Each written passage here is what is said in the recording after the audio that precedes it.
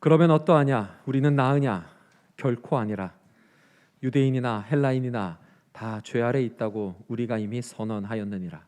기록된 바 의인은 없나니 하나도 없으며 깨닫는 자도 없고 하나님을 찾는 자도 없고 다 치우쳐 함께 무익하게 되고 선을 행하는 자는 없나니 하나도 없도다.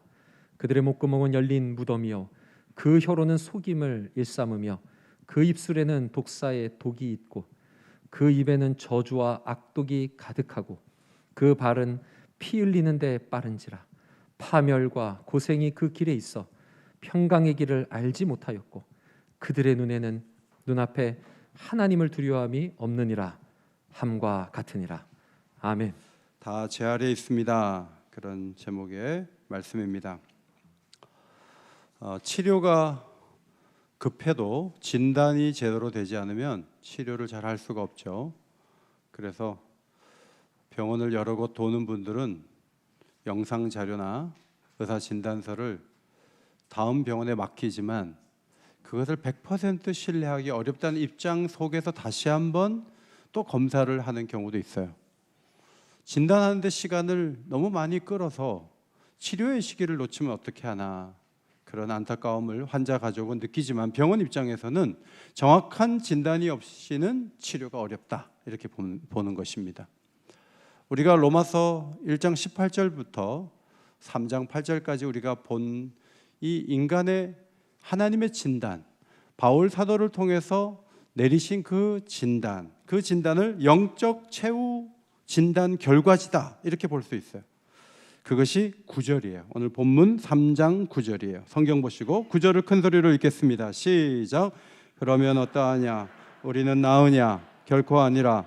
유대인이나 헬라인이나 다 제 아래 있다고 우리가 이미 선언하였느니라. 제가 오늘 로마서 강의 10번째 시간인데 상당히 많은 부분을 죄에 대한 말씀을 드리고 있습니다. 우리 교회가 성숙한 교회라 2부 예배 끝나고도 죄에 대한 말씀을 드렸지만 마음에 잘 새기고 간다고 여러 성도님들이 말씀해 주셔서 감사했습니다.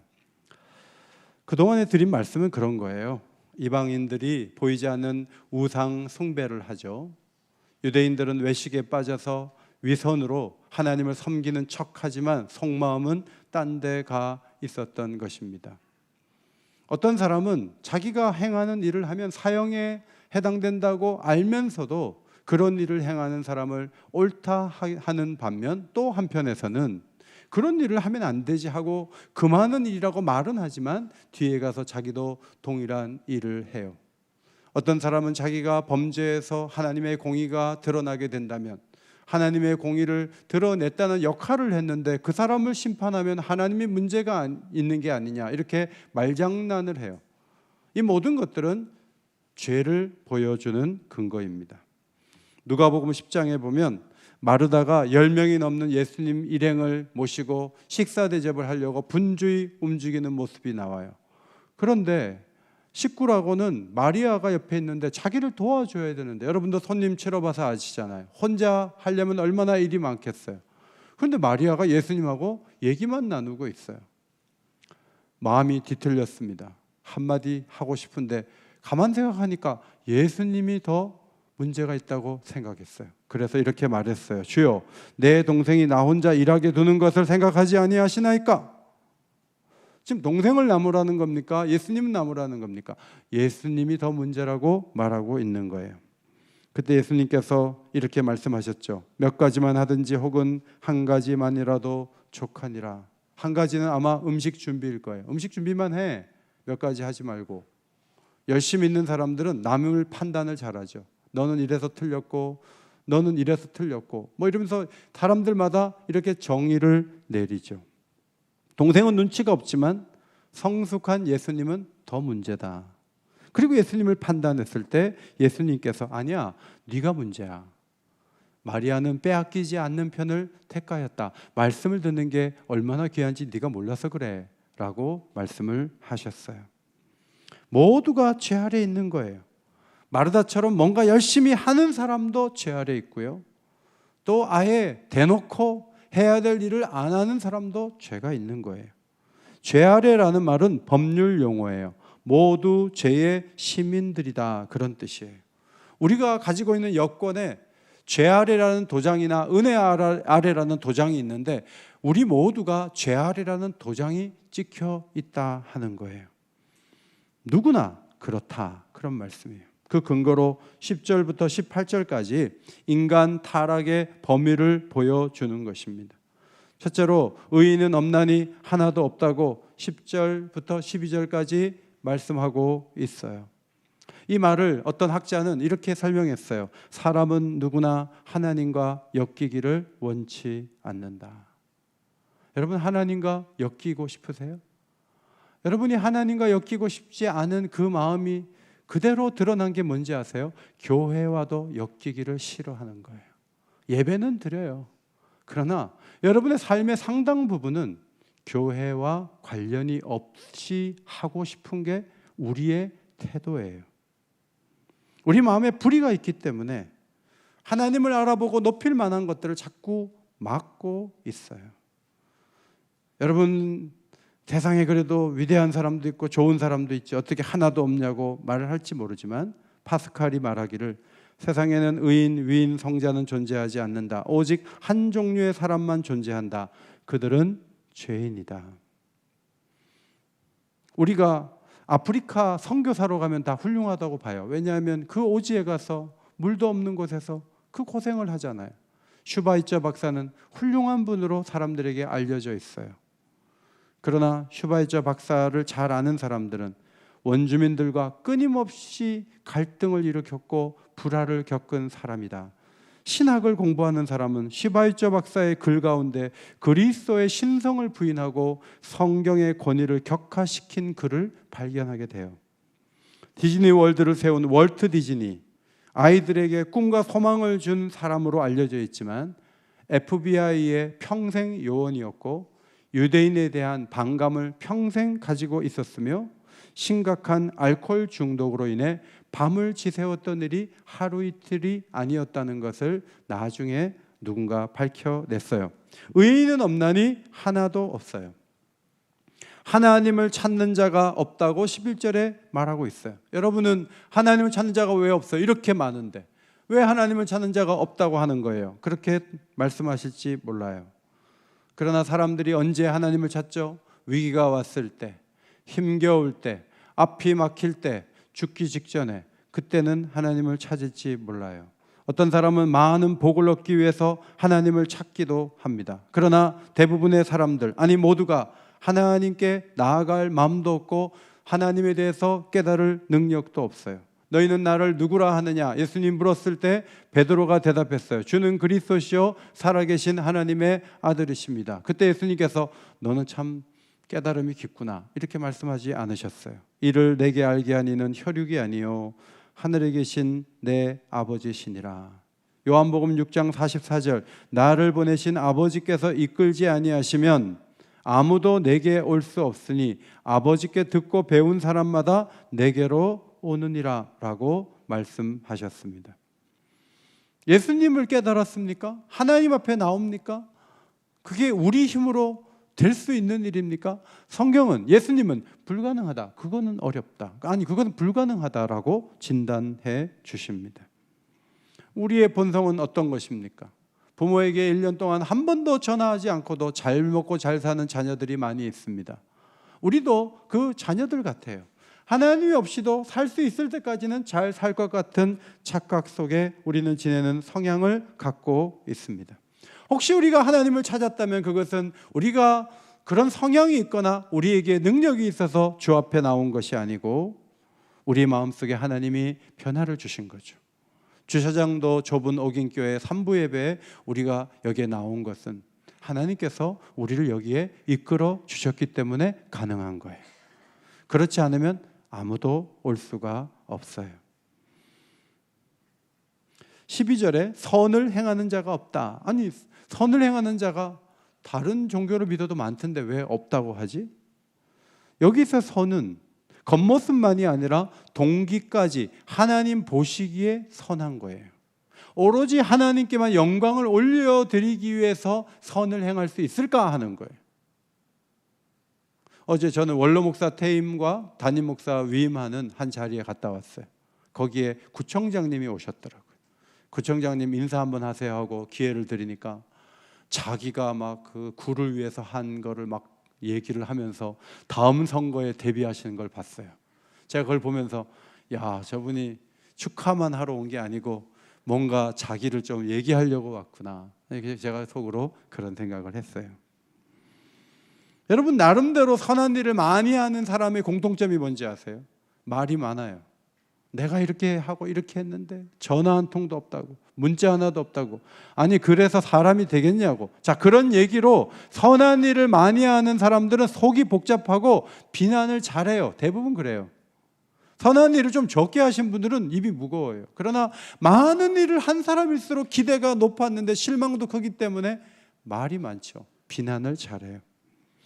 조지 휘필드라는 사람이 우리는 죄의 넌더리를 낼 뿐 아니라 우리의 의와 모든 의무와 성과들까지도 메스꺼워해야 한다. 먼저 마음에 기쁜 회심이 있어야만 당신 마음에서 마지막으로 꺼내야 할 우상인 자기 의에서 벗어날 수 있다. 여러분, 내가 옳다는 그 생각, 내가 했다는 그 추억, 기억, 이게 마지막으로 없앨 우상이라는 거예요. 우리가 틀릴 수 있고요, 우리가 잘못된 길을 걸어갈 수 있고, 우리 판단이 틀릴 수 있음에도 불구하고 우리는 끊임없이 내가 잘했다는 거예요. 내 기준엔 당신 안 맞다는 거예요. 그거는 내 생각이에요. 하나님 보시기에 선한 행동은 뭐예요? 자기의 영광이 아니라 하나님께 영광을 구하는 거예요. 모든 일을 그렇게 해야 돼요. 그러나 죄는 영적인 것보다 육적인 것을 더 기대게 만들어요. 죄는 하늘의 것보다 세상 것을 더 바라보게 만들어요. 죄는 위의 것을 바라보지 못하게 하고 땅의 것이 전부인 줄 착각하게 만들어요. 그래서 우리가 끌려다니는 거죠. 마태복음 6장, 마가복음 8장, 골로새서 3장이 그것을 보여줘요. 13절과 14절은 목구멍과 혀와 입술로 죽음을 토해내는 특징이 계속 나타난다는 거죠. 자, 오늘 성경 구절을 읽는데 입으로 읽는 거잖아요. 제가 2부 예배 때도 그냥 읽으라 했더니 많이 안 읽더라고요. 그리고 그 입을 가만히 뒀다가 나중에 누구 험담하려고 에너지를 축적하고 있는 게 아닌가. 제가 그랬더니 얼마나 크게 읽는지 몰라요. 시편 5편 9절 읽겠습니다. 시작. 그들의 입에 신실함이 없고 그들의 심중이 심히 악하며 그들의 목구멍은 열린 무덤 같고 그들의 혈에는 아첨 하나이다. 악인은 그 마음에 악한 것이 있어서 자꾸 어두운 얘기하는 거죠. 죽음으로 내모는 얘기, 그냥 자기의 이익을 얻으려고 아첨하는 얘기. 심중에 악이 있기 때문에 좋은 말이 흘러나올 수 없는 악인의 모습을 고발하는 거죠. 시편 7절이에요. 그의 입에는 저주와 거짓과 포악이 충만하며 그의 혀 밑에는 잔해와 죄악이 있나이다. 악인은 무기가 입이에요. 말이에요. 그래서 말로 저주해요. 남을 증오하는 거예요. 거짓말해요. 포악이 히브리어로 동사형은 조각으로 자른다는 의미를 갖고 있어요. 대화를 하면 마음이 다 망갈래로 갈라지는 거예요. 잔해는 진절머리 나는 노력, 걱정, 그런 것들이에요. 죄악이 악인의 입에 있다고 했어요. 그 다음에 140편 3절도 인용되어 있어요. 자, 140편 3절을 앞에 보시고 읽겠습니다. 시작. 뱀같이 그 혀를 날카롭게 하니 그 입술 아래에는 독사의 독이 있나이다. 무슨 말을 누가 했는데 그게 밤새 기억이 나는 거예요. 밤에 잠을 한숨도 못 자는. 저는 그런 기억이 있어요. 여러분도 있죠? 그런데 반대로 내 말 때문에 누가 잠을 못 이루는 적도 있을 거예요. 우리의 말에는 독이 있어요. 바울은 디모데에게 보낸 편지에서 두 사람을 거론하면서 그들의 말은 악성 종양과 같이 퍼져나간다. 이사야 시대 사람들은 바른 것을 보이지 말라, 거짓된 것을 보이라. 그렇게 강요했어요. 그냥 진실이 아니더라도 거짓말 위에 살겠다. 사람들이 그것을 원하는 거예요. 독사의 독이 있으면 사람을 죽이죠. 욕과 저주, 비방, 온갖 더러운 말로 남을 헐뜯는 그런 이면에 죄가 살아 있는 거예요. 15절 이하의 말씀은 폭력의 죄를 보여줘요. 15절 그 발이 피 흘리는데 빠르다. 이 말도 그냥 한 게 아니라 이사야서 59장을 인용한 거예요. 그 발은 행악하기에 빠르고 무제한 피를 흘리기에 신속하다. 하나님이 길을 열어주실 때는 그 길은 평탄하고 크고 좋아요. 이사야 40장 3절 사막에서 우리 하나님의 대로를 평탄하게 하라. 골짜기마다 도두어지며 산마다 언덕마다 낮아지며 고르지 아니한 곳이 평탄하게 된다고 했어요. 그러나 죄인들은 길을 엉망으로 만들죠. 이사야 33장 대로가 황폐하여 행인이 끊어지고 대적이 조약을 파하고 성읍들을 멸시하며 사람을 생각하지 않고 땅이 슬퍼하고 세잔하다고 기록되어 있어요. 가인이 죽일까 말까 몇 주 걸린 게 아니에요. 돌을 보는데 그대로 드는 거예요. 빨라요. 사울이 다윗을 죽여야지 하는 생각을 갖고 있는데 창이 보이니까 바로 짚는 거예요. 아히도벨이라는 나쁜 책사가 압살롬에게 말을 하니까 다윗의 후궁들이 그냥 끌려 들어오는 거예요. 얼마나 빠른지 몰라요. 그렇게 해서 결과가 뭐예요? 16절 파멸과 고생이 그 길에 있다. 육신과 영혼이 비천하게 되는 거예요. 결과적으로 아주 비참한 길을 걸어가는 거죠. 그래서 어떻게 돼요? 17절 평강의 길을 알지 못하였고, 그렇죠, 다 얻었어요. 집도 얻었고 차도 얻었고 직장의 직위도 얻었어요. 그런데 죄에 빠르게 살다 보니까 평강이 없는 거예요. 남은 모르죠. 부부가 말하고 말 안 하고 지낸 적이 그렇게 긴 세월이 있다는 걸 남은 몰라요. 누구나 행복하다고 보는 그 사람 가운데 평강이 없는 사람들이 있어요. 잘 짚어보면 죄악이 그 마음과 그 가정에서 싹을 틔우고 열매를 맺고 있는 거예요. 그 결과 평강이 사라진 거죠.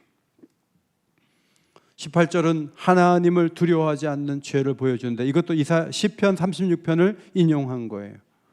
악인의 죄가 그의 마음속으로 이르기를, 악인이 자기 마음에 얘기하는 거예요. 자기의 눈에 하나님을 두려워하는 빛이 없다고 자기가 자기에게 말하고 있어요. 그 사람은 사람도 무시하죠. 그 어떤 권위도 인정하지 않아요. 하나님을 두려워한다는 건 그냥 움츠러들고 더 벌벌 떨고 혹시 죄를 범하면 벌 받을까 봐 떤다는 그런 의미가 아니에요. 그것은 하나님의 위대하심을 생각하며 진지하고도 떨리는 마음으로 하나님을 매사에 바라본다는 의미예요. 하나님의 영광과 사랑과 능력을 생각하며 하나님의 통치 아래 자신을 두고 그분의 빛 가운데 살아가는 모습을 의미하는 거예요. 그런 마음으로 쓴 시가 시편 16편, 그 중에 8절이에요. 앞에 보시고 큰 소리로 읽겠습니다. 시작. 내가 여호와를 항상 내 앞에 모시며 그가 나의 오른쪽에 계심으로 내가 흔들리지 아니하로다. 죄의 특징을 정리해 드렸어요. 병원에 가서 진단받는 건 별로 좋은 거 아니에요. 위벽은 다 헐었고요, 혈압은 높고요, 당 수치도 조절하셔야 되고요, 골다공증이 왔네요. 자, 기분 좋겠어요? 그러나 그런 얘기 안 듣고 어떻게 약을 먹고 어떻게 치료받아요? 그러니까 진단서를 가지고 여러분이 기분 나쁘다, 왜 일주일에 한 번 왔는데 목사가 위로한 설교를 안 하고 죄를 거론하냐? 죄 얘기하지 마라. 목사는 죄 없냐? 죄 얘기하지 마라. 자, 그렇게 말하면 이사야 시대 사람들하고 똑같은 거예요. 죄의 특징을 알아야 돼요. 그리고 죄에 맞서야 돼요. 죄의 첫 번째 특징이 뭐예요? 끊임없이 우리가 하나님 되려고 해요. 우리가 하나님 자리에 앉으려고 그래요. 그게 우리예요. 하나님을 찾는 자가 없다, 11절에 기록되어 있어요. 하나님을 두려워하지 않는다, 18절에 기록되어 있어요. 처음도 하나님하고 멀어지고 끝도 하나님을 무시해요. 그게 우리의 죄성이에요. 며칠 전에 아들들 카톡을 뒤졌어요. 이 녀석들이 내 얼굴을 넣나 안 넣나 대문 사진을 뒤졌어요. 쫙 제가 뒤졌어요. 너무 충격적인 사실, 아버지가 없다는 거예요. 제 사진이 없어요. 존경하는 어머니는 있어요. 제 사진이 없더라고요. 그래서 정말 그런가 하고 다시 한번 봤더니 막내에게 여러 명 찍었는데 거기 작은 내 얼굴이 있더라고요. 딸은 몇 장 넣어줬어요. 딸은 있어요. 그러니까 딸은 고마운 거예요.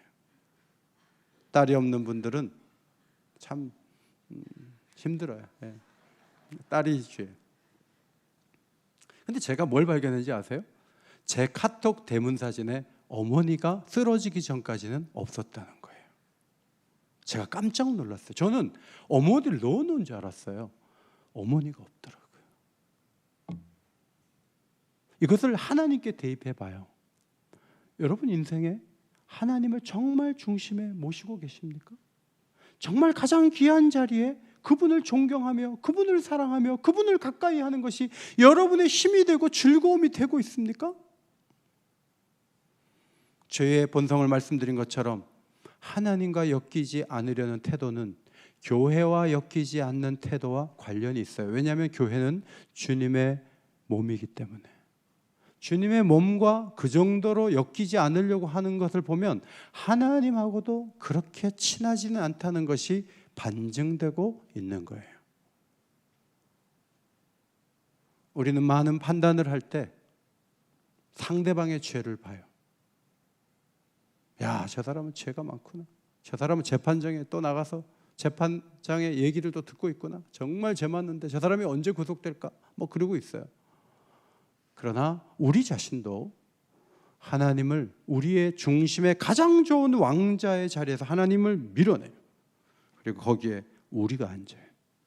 그리고 많은 판단을 하고 많은 잘못을 범해요. 그것이 우리예요. 그것이 죄의 본질이에요. 두 번째는 죄는 인격 전체를 어둠으로 끌고 간다는 거예요.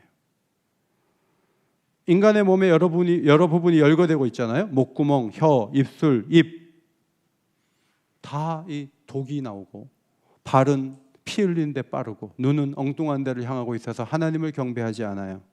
이런 신체 기관들은 원래 하나님을 섬기도록 창조된 도구들이에요. 그런데 그걸 가지고 사람들에게 아픔을 주고 하나님을 무시하는 처사를 행할 때가 한두 번이 아니에요. 그래서 칼빈이 말한 전적 부패의 교리가 맞아요. 전적 부패라는 말은 모두가 악당이고 모두가 술고래고 모두가 살인자다, 그런 뜻은 아니에요. 그러나 우리의 인격의 모든 부분이 오염되어 있다는 것을 기억할 필요가 있어요. 여러분이 의를 행하는 날이 따로 있나요? 월화수목금토 중에? 모든 날에 죄가 스며들어 있어요. 우리의 몸의 모든 부분, 우리의 계획과 우리의 생각의 모든 부분에 악이 영향을 미치고 있어요. 저는 무증상인데요. 그래도 코로나 환자라고 진단받는 경우가 많아요. 자기도 모르게 코로나를 옮기고 있어요. 무증상자가 더 무서운 거예요. 우리는 오염되어 있어요. 예외가 없어요. 세 번째로 죄로 인해 모두가 타락했다는 거죠. 의인은 없나니 하나도 없다. 하나님을 찾는 자도 없고 선을 행하는 자도 없다. 다 바른 길에서 벗어나서 모두가 한 가지로 타락했다. 다라는 단어가 2번 나와요. 하나도 없다라는 말도 2번 나와요. 아무도 없다는 말은 4번 나와요. 하나님 보시는 기준에 맞는 사람이 아무도 없다는 거예요.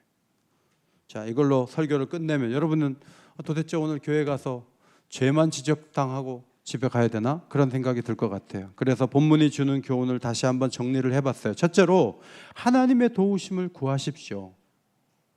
하나님의 도움이 필요해요. 숟가락을 아이 때부터 들기 시작하면서 인간은 끊임없이 내가 할 수 있다고 생각해요. 그러나 우리는 하나님을 찾을 만한 본능도 없고 본성도 없기 때문에, 능력도 없기 때문에 가만히 두면 그냥 죄의 영향을 받아 쓰러져 갈 수밖에 없어요. 가나안에 들어갔을 때 하나님께서는 도피성을 마련하게 하셨어요. 부지 중에 잘못한 사람은 그곳에 들어가면 도움을 받을 수 있었어요. 우리 또한 그리스도께서 마련하신 도피성으로 들어가요. 그 도피성이 어디예요? 십자가 앞이에요. 십자가 밑이에요. 우리 주님께로 가서 절박하게 주님의 도움이 필요합니다. 주님 도와주십시오 해야 되는데 1차적으로 우리가 고백해야 될 게 뭐예요? 나는 죄인입니다 라고 고백하는 거예요. 성숙한 분의 기도와 성숙하지 않은 분의 기도를 어떻게 구분할 수 있어요? 성숙한 분의 기도는요, 죄에 대한 문제가 나와요. 많은 것들을 목사님을 위해서 기도하고 세계 선교회에서 기도하고 큰 기도 많이 하는데 기도에 죄가 보이지 않는다는 것은 매우 신앙적으로 본질을 보지 못하고 있는 모습이라고 볼 수 있어요. 그래서 모든 기도에 죄를 다루어야 돼요. 이 죄 문제를 해결해 달라고 하나님 앞에 나가는 것이 매우 중요해요. 두 번째는 그 죄의 증상들을 소개했는데 그 죄를 여전히 갖고 있는 것에 대해서 아파해야 돼요. 자, 이런 것이 있기 때문에 인간은 죄인이야 라고 바울이 말할 때는 예수님을 만나고 복음을 들었다면 이런 부분은 상당히 해소가 되었을 것이라는 기대가 동시에 있는 거예요. 그런데 우리가 입에 대한 얘기를 막 하는데 내가 어제도 누구를 마음 아프게 해서 잠을 못 자게 하고 나도 그 누군가 찔렀는데 내가 잠을 못 자는데 그 사람이 신앙생활을 오래 한 사람이고 도대체 예수 안 믿어서 하나님 없는 증거들을 그렇게 20년, 30년 살면서도 아직도 되뇌이고 있고 반복하고 있다면 우리에게 문제가 있는 거예요. 치료를 받았으면 병균이 나가야 되잖아요. 일주일이면 코로나가 물러가는 현상이 있다고 하는데 우리도 예수를 믿은 지 일주일이 아니라 7년이 되고 70년이 되었다면 이 죄를 어느 정도 컨트롤해서 아무개 권사님과 아무개 집사님이 남의 얘기하는 거 들어본 적 있냐고. 나는 한 번도 들어본 적이 없다고. 그런 말이 가까이 있는 사람에게 나올 정도로 성숙한 모습으로 가야 진정으로 신앙생활을 잘하는 거예요. 그런데 우리가 그 부분에 걸릴 때가 자주 있어요. 저에게도 있어요. 이것은 아파해야 될 문제예요. 교회를 오래 다니면 죄를 다스릴 수 있느냐? 안 그래요. 날마다 죄와 싸우지 않으면 여러분이 손을 씻고 마스크를 하고 코로나에 늘 깨어가지고 안 걸리려고 애를 쓰고 그 다음에 주사를 맞고 어떻게든 잘하려고 애쓰고 어떤 사람은 막 소금물을 끓여가지고 막 아침마다 5번씩 들이마시는 거예요. 코로나 이기려고. 그렇게 해서 코로나를 이기는 사람들이 있어요. 그럼 우리 신앙생활이 죄가 활기차가지고 여기저기서 이런 증상들이 곳곳에서 꽃을 피우고 있고 나무처럼 자라고 있으면 우리가 신앙생활을 제대로 하는 거냐 하는 거예요. 아니라는 거예요. 날마다 말씀을 묵상하게 된 이유가 뭐예요? 15분 아니 30분 아니 1시간이라도 하나님 앞에 기도하면서 하나님께 도움을 구해야 되는 이유가 뭐예요? 죄가 너무 강해요. 의외로 죄는 너무 강력하다고요. 대충 맞서다가는 진지들이 다 무너질 수밖에 없어요. 교회들이 무너지고 있어요. 성도들이 무너지고 있어요. 이유가 뭐예요? 죄를 제대로 다루지 않아서 그래요. 죄를 그냥 두면 열매를 맺을 거예요. 나무가 될 거예요. 그런 나무들을 키워가지고 어떻게 주님이 원하시는 아름다운 모습으로 살아갈 수 있을까요?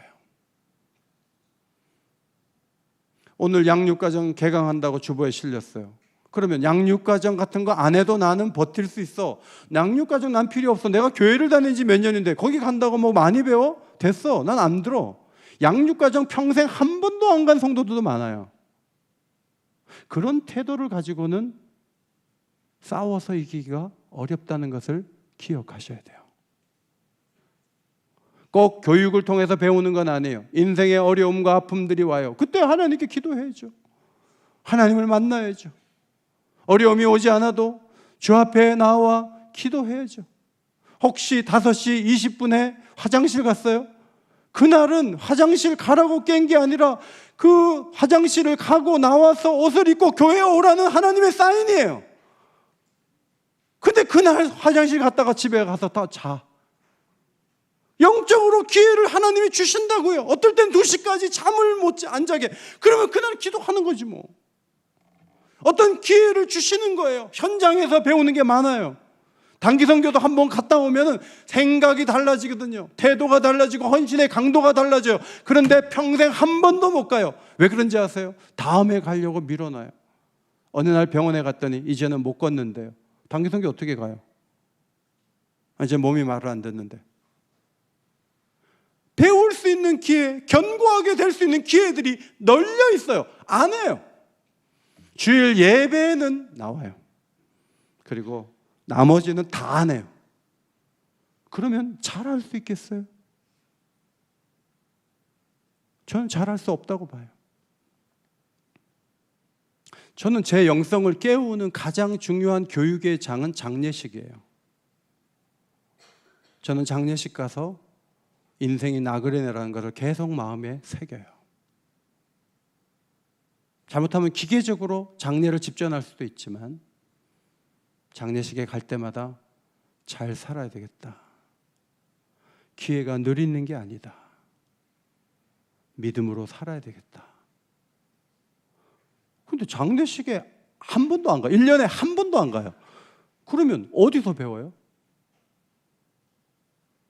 언제 변화가 돼요? 이 모든 소극적인 행동의 뿌리가 뭔지 아세요? 죄를 크게 보지 않는 거예요. 죄를 작게 여기는 거예요. 여기에 문제가 있어요. 달라져야 돼요. 하나님이 봄을 주시잖아요. 우리 잠자는 영혼도 깨어나기를 소원합니다. 지금 아멘 안 하신 분들은요, 좀 기도를 좀 하셔야 돼요. 아멘 하셔야 돼요. 우리 영혼이 깨어나기를 소원합니다. 네, 깨어나야 돼요. 세 번째, 누군가 모습에 실망했다, 낙심했다, 한국교회가 어쩌고 저쩌고 그런 말 좀 하지 마세요. 교회가 지금 문제예요? 제일 큰 문제는 나예요. 내 얘기를 다른 사람에게 고백할 수 있는 영성이 가장 높은 영성이에요. 저는 한국교회 얘기 많이 한 사람 치고 신앙이 제대로 된 사람이 있다고 보지 않아요. 그러는 자기는 자기 문제는 제대로 하고 있어요? 남의 모습 가지고 교회를 안 나온다 그러고 남에게 실망했다고, 아니 자기 자신에게 아직도 좌절하지 않았어요? 인간은 긍휼이 필요하고 도움이 필요한 존재이지, 인간이 그렇게 따라보면서 계속 따라갈 만한 존재가 누가 있어요? 아무도 없어요. 아무리 거룩한 사람도 그 이면에 약점이 있고 아픔이 있는 거예요. 가리고 사는 거예요. 그러므로 노아의 아들들처럼 가려주는 거예요. 그리고 하나 되어 가는 거예요. 봤지만 못 본 척 해주는 거예요. 그렇지 않으면 하나 될 수가 없는 거예요. 성도 여러분, 죄를 이해하지 않으면 세상과 가정과 사회가 아비규환인 것을 이해할 수 없답니다. 그런데 죄가 얼마나 심각한지를 알면 무엇이 싹을 틔우냐면 복음이 싹을 틔울 수가 있는 거예요. 예수 그리스도가 능력으로 다가올 수가 있는 거예요. 죄를 잘 다루려고 애쓰고 죄를 막아서기 위해서는 예수님밖에 도움이 없어요. 그분밖에 길이 없는 거예요. 그래서 그분을 더 신뢰하고 의지하고 복음의 능력으로 무장할 수 있는 그 첫 번째 발걸음이 뭐예요? 나는 죄인입니다 하는 거예요. 우리의 죄를 인정하기를 소원합니다. 우리의 죄를 심각하게 여기기를 소원합니다. 이 죄를 그냥 방치하지 아니하고 다스릴 수 있는 길로 걸어갈 수 있도록 우리의 영혼을 하나님께서, 성령께서 날마다 강하게 붙잡아 주시기를 소원합니다. 그것이 우리의 소원이 되다. 그런 것을 가지고서 지은 찬송시가 오늘 우리가 부른 254장인 거죠. 제가 2절을 부를 테니까 여러분이 5절을 부르세요. 254장 2절 제가 부르겠습니다. 약하고 추해도 주께로 나가면 힘 주시고 내 주함을 곧 씻어주시네. 내가 주께로 지금 가오니 십자가의 보혈로 날 씻어주소서. 5절 그 피가 맘속에 큰 증거 됩니다.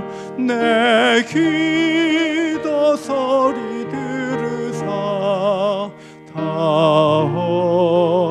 나아가소서.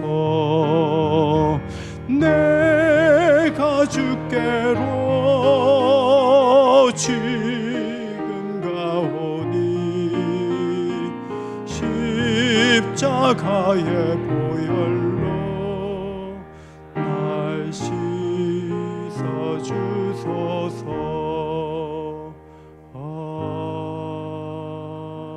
아멘. 나는 죄인입니다. 죄를 다스릴 수 있는 힘을 달라고 1분 동안만 작은 소리 내서 기도하도록 하겠습니다. 기도합니다. 하나님 아버지, 감사합니다. 우리 모두가 죄인입니다. 하나님을 마음에 두기를 좋아하지 않고 입술에는 악이 흘러나오고 독이 있습니다. 하나님, 우리가 피 흘리는 데 빠른 사람들입니다.